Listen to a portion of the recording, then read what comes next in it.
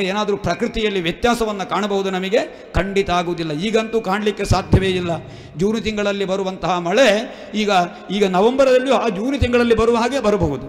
ಹಾಗೆ ಆ ಜೂನು, ಜನವರಿ, ಫೆಬ್ರವರಿಯನ್ನು ಹಿಡ್ಕೊಂಡು ನಮಗೆ ಯಾವುದೇ ರೀತಿಯ ಪ್ರಾಕೃತಿಕವಾದ ವ್ಯತ್ಯಾಸವನ್ನು ಹೇಳಲಿಕ್ಕೆ ಆಗುವುದಿಲ್ಲ.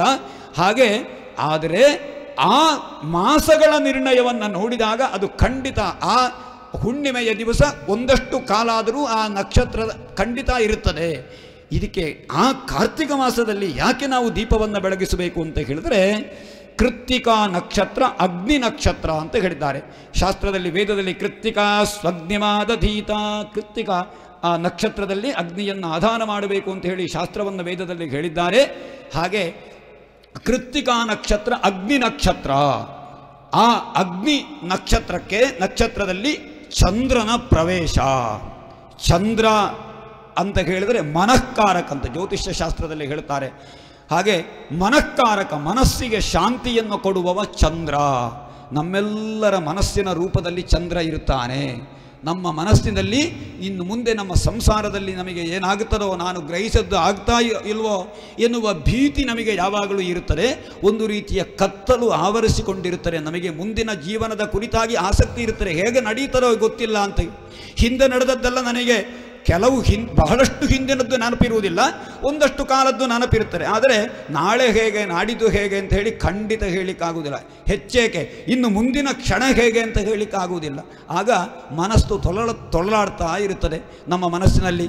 ಆಗ ಹೆಚ್ಚೇಕೆ ಇನ್ನು ಈ ಅಷ್ಟಾವಧಾನ ಸೇವೆ ಪೂಜೆ ಎಲ್ಲ ಮುಗಿದ ಮೇಲೆ ಮನೆಗೆ ಹೇಗೆ ಹೋಗುವುದು, ನಮ್ಮ ವಾಹನದಲ್ಲಿಯೋ ನಡ್ಕೊಂಡೋ ಯಾರೊಟ್ಟಿಗೋ ಹೇಗೋ ಮನೆಯಲ್ಲಿ ಬೀಗ ಹಾಕಿ ಬಂದಿದ್ದೇವೆಯೋ ಹಾಗೆ ಹೀಗೆ ಈ ರೀತಿಯ ಚಿಂತೆ ನಿಮ್ಮ ಮನಸ್ಸಿನಲ್ಲಿ ಖಂಡಿತ ಓಡಾಡ್ತಾ ಇರ್ತಾರೆ, ಅಡ್ಡಾಡ್ತಾ ಇರ್ತಾರೆ ಅಲ್ವೇ?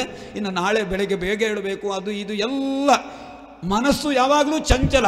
ನಾಳೆ ಇದ್ದು ನಾಡಿದ್ದೊಂದು ಕಾರ್ಯಕ್ರಮ ಉಂಟು, ಆ ಕಾರ್ಯಕ್ರಮಕ್ಕೆ ತಯಾರಿ ಆಗಲಿಲ್ಲ, ಇಲ್ಲಿಂದ ಎಷ್ಟೊತ್ತಾಗ್ತಾರೋ ಅಂತೇಳಿ ಆಗಾಗ ವಾಚ್ ನೋಡುವ ಸಂದರ್ಭ ನಮಗೆ ಬರ್ತಾ ಇರ್ತದೆ. ಈ ರೀತಿ ಮನಸ್ಸು ಎನ್ನುವುದು ಬಹಳ ಚಂಚಲ.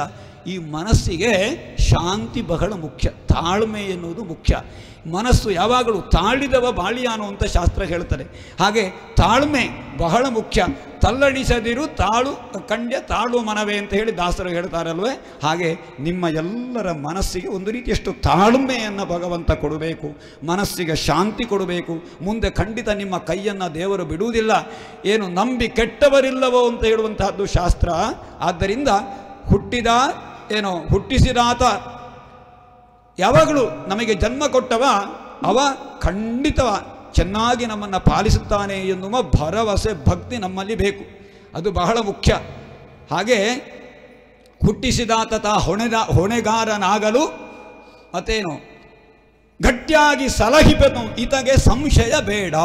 ದೇವರಿಗೆ ಭಾರ ಹಾಕಿ ಏನು ತೊಂದರೆ ಆಗುವುದಿಲ್ಲ ನಿಮ್ಮ ಜೀವನದಲ್ಲಿ. ಈ ರೀತಿ ಮನಃಕಾರಕನಾದ ಚಂದ್ರ ಬೆಳಕನ್ನು ಪ್ರವೇಶ ಮಾಡಿದ ಕಾರಣದಿಂದ ಆ ಸಮಯದಲ್ಲಿ ನಾವು ದೀಪವನ್ನು ಬೆಳಗಿಸಿದರೆ ನಮ್ಮ ಮುಂದಿನ ಜೀವನ ದೀಪದಂತೆ ಬೆಳಗಿ ನಮಗೆ ಒಳ್ಳೆಯ ರೀತಿಯ ದಾರಿ ತೋರಿಸ್ತಾನೆ ಭಗವಂತ. ಆ ಕಾರಣದಿಂದ ಆ ಕಾರ್ತಿಕ ಮಾಸದಲ್ಲಿ ಆದಷ್ಟು ದೀಪ ಸೇವೆಯನ್ನು ಮಾಡಿ. ಯಾರಿಗೆ? ಭಗವಂತನಿಗೆ. ಹಾಗೆ ಇವತ್ತಿಲ್ಲಿ ಈ ದೇವಾಲಯದಲ್ಲಿ ಕಾರ್ತಿಕ ಮಾಸನ, ಅದರಲ್ಲಿಯೂ ಭಗವಂತನಿಗೆ ಪ್ರೀತಿಕರವಾದ ದ್ವಾದಶಿ ದಿವಸ ದೀಪ ಸೇವೆಯನ್ನು ನೀವೆಲ್ಲರೂ ಮಾಡಿದ್ದೀರಿ. ಮಾಡಿದ ದೀಪ ಸೇವೆಯಿಂದ ನಿಮ್ಮೆಲ್ಲರ ಮನಸ್ಸಿನ ಕತ್ತಲು ದೂರವಾಗಲಿ, ಮನಸ್ಸಿಗೆ ಸುಜ್ಞಾನವನ್ನು ದೇವರು ಕರುಣಿಸಲಿ, ಮುಂದಿನ ನಿಮ್ಮ ಜೀವನ ಸುಗಮವಾಗಲಿ. ಹಾಗೆ ಈ ದೇವಾಲಯವು ದೀಪದಂತೆ ಬೆಳಗುತ್ತಾ ಆ ಭಗವಂತನ ಸಾನ್ನಿಧ್ಯ ದಿನದಿಂದ ದಿನಕ್ಕೆ ಬೆಳಗಿ ಇಲ್ಲಿ ಬರುವ ಭಕ್ತರಿಗೆ ಅವರವರ ಇಷ್ಟಾರ್ಥ ಈಡೇರಲಿ. ಈ ದೇವಸ್ಥಾನದ ಸಾನ್ನಿಧ್ಯ ಅದು ಇನ್ನಷ್ಟು ಅಭಿವೃದ್ಧಿಯಾಗಲಿ ಅಂತ ಹೇಳಿ ಭಗವಂತನಲ್ಲಿ ಸಂಪ್ರಾರ್ಥಿಸಿ 2 ಶಾಸ್ತ್ರವಚನವನ್ನು ಭಗವಂತನಿಗೆ ಸಮರ್ಪಣೆ ಮಾಡ್ತೇನೆ. ಲೋಕಾ ಸಮಸ್ತ ಸುಖಿನೋ ಭವಂತು.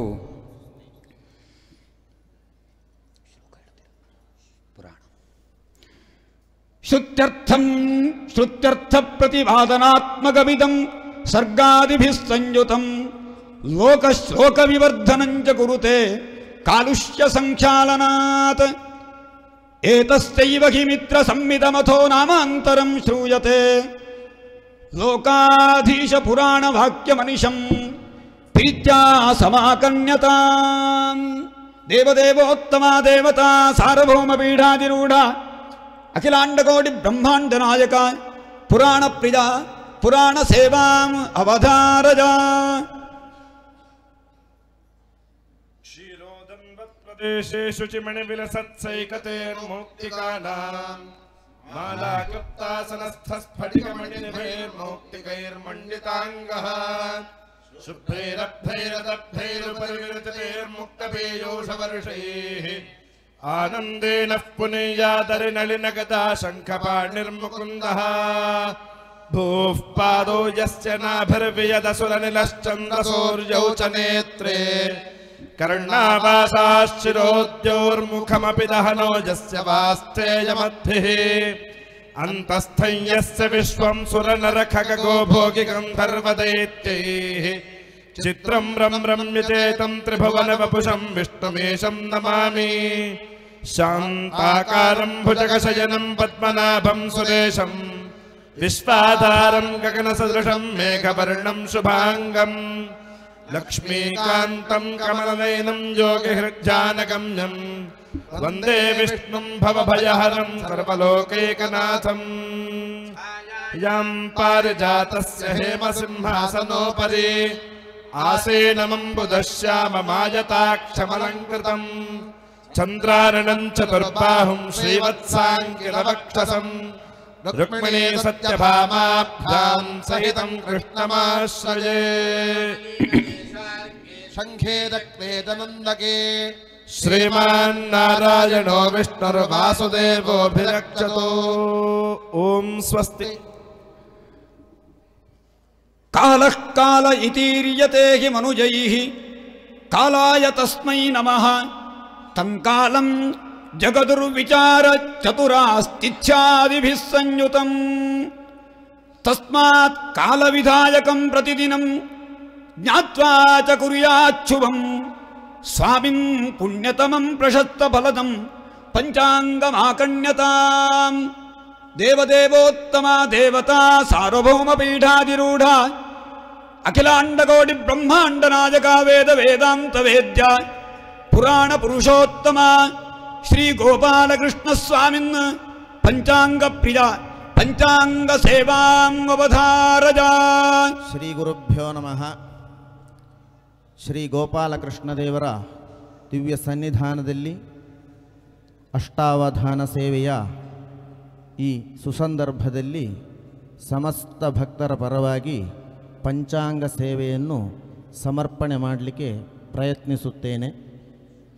ಸ್ವಸ್ತಿ ಶ್ರೀ ಶಾಲಿವಾಹನ ಶಕವರ್ಷ 1947ನೇ ವರ್ಷ, ಅದರಲ್ಲಿಯೂ ಕಲಿವರ್ಷ 5126ನೇ ವರ್ಷದಲ್ಲಿ ನಾವಿದ್ದೇವೆ. ಸಂವತ್ಸರ ವಿಶ್ವಾವಸುನಾಮ ಸಂವತ್ಸರ, ಅಯನದಲ್ಲಿ ದಕ್ಷಿಣಾಯನದಲ್ಲಿ ನಾವಿದ್ದೇವೆ. ಋತುವಿನಲ್ಲಿ ಶರದ್ ಋತುವಿನಲ್ಲಿದ್ದೇವೆ. ಅದರಲ್ಲಿಯೂ ಮಾಸ ಆಗ ಪುರೋಹಿತರು ಹೇಳಿದ ಹಾಗೆ ಕಾರ್ತಿಕ ಮಾಸದ ಈ ಸಂದರ್ಭದಲ್ಲಿ ನಾವಿದ್ದೇವೆ. ಶುಕ್ಲ ಪಕ್ಷ ಕೃಷ್ಣ ಪಕ್ಷ ಅಂತ ಎರಡು ಪಕ್ಷಗಳು ಪ್ರತಿ ತಿಂಗಳು ನಮಗೆ ಸಿಗ್ತದೆ. ಶುಕ್ಲ ಪಕ್ಷ ಅಂತ ಹೇಳಿದರೆ ಅಮಾವಾಸ್ಯೆ ಕಳೆದು ಚಂದ್ರ ಬರುವಂತಹ ಸಮಯ. ಕೃಷ್ಣ ಪಕ್ಷ ಅಂದರೆ ಚಂದ್ರ ಪೂರ್ಣಿಮೆ ಮುಗಿದು ಪುನಃ ಅಮಾವಾಸ್ಯೆ ಬರುವಂಥದ್ದು. ಅದರಲ್ಲಿ ನಾವೀಗ ಶುಕ್ಲ ಪಕ್ಷದಲ್ಲಿದ್ದೇವೆ. ಹಾಗೆ ಇವತ್ತಿನ ದಿವಸಕ್ಕೆ ನಾವು ಹೋಗುವ ತಾರೀಕು ಲೆಕ್ಕದಲ್ಲಿ ಆಗ ಗುರುಗಳು ಹೇಳಿದ ಹಾಗೆ ನವೆಂಬರ್ 3ನೇ ತಾರೀಕು ನಾವು ನಮ್ಮ ಸಂಸ್ಕೃತಿಯ ದಿವಸಕ್ಕೆ ನಾವು ಕಾಲಿಡುವ. ಇವತ್ತಿನ ತಿಥಿ ದ್ವಾದಶಿ ತಿಥಿ. ಹಾಗೆ ಇವತ್ತು ಇಂದು ವಾಸರ ಅಂತ ಹೇಳಿದರೆ ಸೋಮವಾಸರ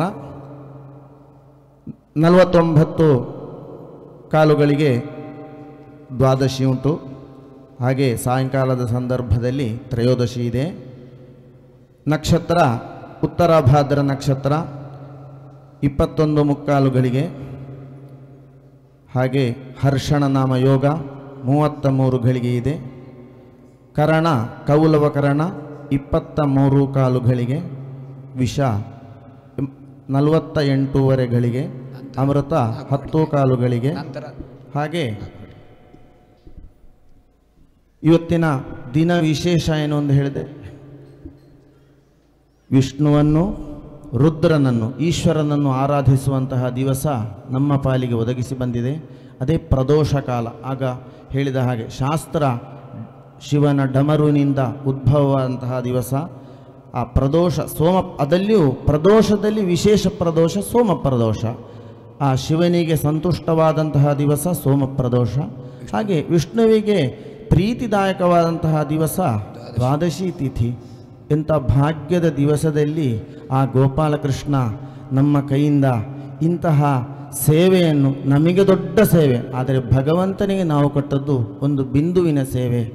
ಆ ಬಿಂದು ಗೋಪಾಲಕೃಷ್ಣ ಅಂತ ಹೇಳುವಂತಹ ಸಿಂಧು ಸಮುದ್ರಕ್ಕೆ ಸೇರಿ ಮುತ್ತು ರತ್ನಗಳ ಆಶೀರ್ವಾದದ ಮಳೆ ನಮ್ಮೆಲ್ಲರ ಪಾಲಿಗೆ ಭಗವಂತ ವಿಶೇಷವಾಗಿ ಒದಗಿಸಿಕೊಡಲಿ.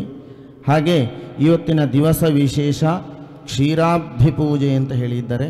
ಹಾಗೆ ಬೆಳಗ್ಗೆ ಸೂರ್ಯೋದಯ 6:25 ಸೂರ್ಯಾಸ್ತವು 6:01. ಹಾಗೆ ಪಂಚಾಂಗದ ವಿಷಯ ಅಂತ ಹೇಳಿದರೆ ಪಂಚ ಅಂಗ 5: ತಿಥಿ, ವಾರ, ನಕ್ಷತ್ರ, ಯೋಗ, ಕರಣ. ಇದನ್ನು ನಾವು ತಿಳಿದುಕೊಂಡರೆ ಆಯಾಯ ದಿವಸಕ್ಕೆ ಬೇಕಾದಂತಹ ವ್ಯವಸ್ಥೆಯನ್ನೆಲ್ಲ ಭಗವಂತ ಒದಗಿಸಿಕೊಡುತ್ತಾನೆ. ಆದರೆ ಈಗ ನಾವು ಆಂಗ್ಲ ಯುಗ, ಇಂಗ್ಲೀಷ್ ಎಲ್ಲವೂ ಆಗ ಗುರುಗಳು ಹೇಳಿದಾಗೆ ಜನವರಿ ಫೆಬ್ರವರಿ ಅಂತ. ಹಾಗೆ ಮುಂದೆ ನಮ್ಮ ಹಿಂದಿನ ತಲೆಮಾರು ಅಜ್ಜನವರಲ್ಲಿ ಇರುವಂತಹ ಸಂದರ್ಭದಲ್ಲಿ ಪ್ರತಿಯೊಂದು ಮನೆಯಲ್ಲಿಯೂ ಪಂಚಾಂಗ ಇರ್ತಿದ್ರು. ಪುರೋಹಿತರು ಬಂದಾಗ ಪಂಚಾಂಗವನ್ನು ತಂದು ಅವರಲ್ಲಿ ಕೇಳುವುದು ದಿವಸ. ಆದರೆ ಈಗ ನಮಗೆ ಮನೆಯಲ್ಲಿ ಒಂದು ವಿಶೇಷವಾದ ವ್ಯವಸ್ಥೆ ಉಂಟು, ಕ್ಯಾಲೆಂಡರು. ಅದರಲ್ಲಿ ಎಲ್ಲವೂ ಇದ್ದ ಕಾರಣ ನಾವು ಪಂಚಾಂಗವನ್ನು ತರುವುದು ಸ್ವಲ್ಪ ಮಟ್ಟಿಗೆ ಕಮ್ಮಿ ಮಾಡಿದ್ದೇವೆ. ಆದರೆ ಸಣ್ಣ ಮಕ್ಕಳಿಂದ ಹಿಡಿದು ವೃದ್ಧರ ತನಕ ಪ್ರತಿಯೊಬ್ಬರು ಮನೆಯಲ್ಲಿ ಆಯಾಯ ದಿವಸದ ಪಂಚಾಂಗವನ್ನು ಓದಿಕೊಂಡು ವ್ಯವಹಾರಕ್ಕೆ ಹೊರಟರೆ ಯಾವ ಗ್ರಾಚಾರವೂ ಬಾಧಿಸುವುದಿಲ್ಲ ನಮಗೆ. ಆದರೆ ನಾವು ಅದನ್ನು ಬಿಟ್ಟು ಮುಂದೆ ಹೋಗಿ ನಮ್ಮ ವ್ಯವಹಾರವನ್ನು ನಡೆಸಿ ನಂತರ ಹೇಳುವುದಾಗೆ ಗ್ರಾಚಾರ ಇವತ್ತು ಒಳ್ಳೆದಿತ್ತು, ಗ್ರಾಚಾರ ಒಳ್ಳೆದಿಲ್ಲ. ಆದರೆ ಪಂಚಾಂಗವನ್ನು ತಿಳಿದು ನಮ್ಮ ವ್ಯವಹಾರವನ್ನು ನಾವು ಮುಂದುವರಿಸಿದರೆ ಆ ಭಗವಂತನ ಆಶೀರ್ವಾದ ಪ್ರತಿಯೊಬ್ಬರಿಗೂ ಸಿಗ್ತದೆ.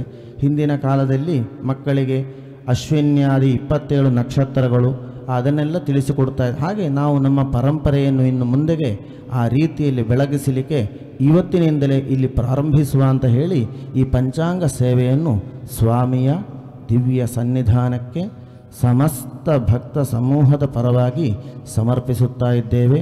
ಓಂ ಸ್ವಸ್ತಿ.